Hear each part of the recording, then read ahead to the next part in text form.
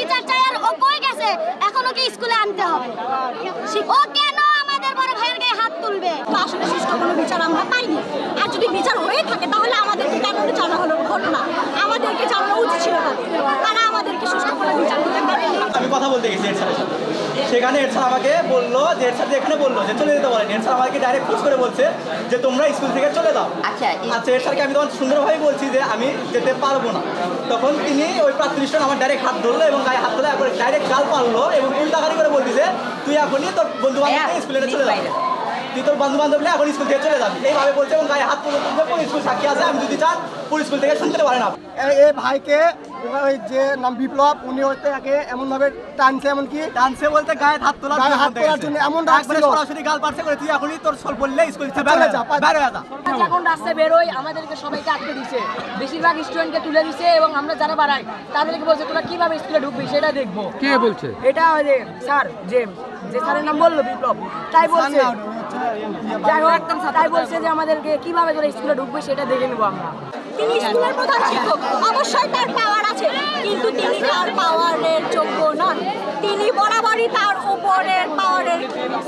মানে কি বলবো তিনি তার বরাবরই উপরমহল থেকে তাকে যা বলা হয় তিনি বরাবরই তাই করেন তার উপরে যদি কোনো রাজনৈতিক দল প্রেশার ক্রিয়েট করে তুমি এটা করো তাহলে তিনি সেটাই করেন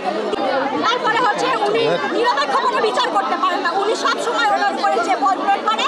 উনি তার বিচার করেন ওনাকে যদি বলা হয় যে এটা না তাহলে উনি ওইটাই বলবেন কারণ উনি কোনো যাচাই করে দেখেন না আসলে কি বিষয়টা কি স্কুলে যাবত অনেক ঘটনা করছে যে সকল বিষয়ে আমরা আন্দোলন করছি তিনি একটা কথাই বলছেন আমরা বিষয়টাকে দেখব দুই ম্যাডামের নিয়ে সমস্যা দুই ম্যাডাম এবং ছাত্রদের মধ্যে থেকে 4-5 জন ছাত্র আর কয়েকজন টিচার নিয়ে আপনি আমার অফিসে আসেন কি হয়েছে আমি দেখে সব কিছু সমাধান করি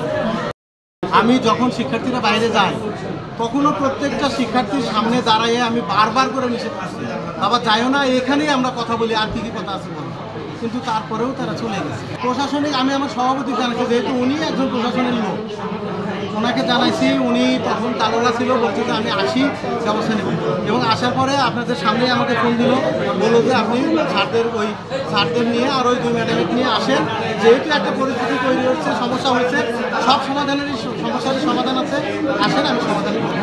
আমি ওরা বাইরে যাওয়ার পরেও যে শিক্ষার্থীরা ছিল তাদের ক্লাস নিচ্ছে ওইখানে তো অল্প কয়েকজন শিক্ষার্থী গিয়েছিল এই জায়গাটাতে আমি একা কোনো কাজ করি এখানে আমি 6 জন শিক্ষার্থীকে সিনিয়র টিচারদেরকে সাথে নিয়ে কাজ করছি যার কারণে এই যে এইটার জন্য যদি আমাকে একা ব্যর্থ বলা হয় তাহলে আমি সেই দায়িত্ব আমি একা ব্যর্থ 6 জন শিক্ষার্থী কী জন্য 6 জন টিচারকে আমি সঙ্গে নিয়ে কাজ করছি 6 জন শিক্ষক আমি একা একা কাজ করি 6 জন শিক্ষককে নিয়ে যাতে একজন একটা কাজ করলে সেখানে ভুলভ্রান্তি হওয়ার সম্ভাবনা থাকে ম্যাডামরা যাতে তাদের স্বমহিমায় বিদ্যালয়ে আবার ঠিকমতো ক্লাস নিতে পারে দুই ম্যাডামকেই সতর্ক করে দিয়ে যাতে আমরা স্কুলটা ঠিকমতো চালাতে পারবো।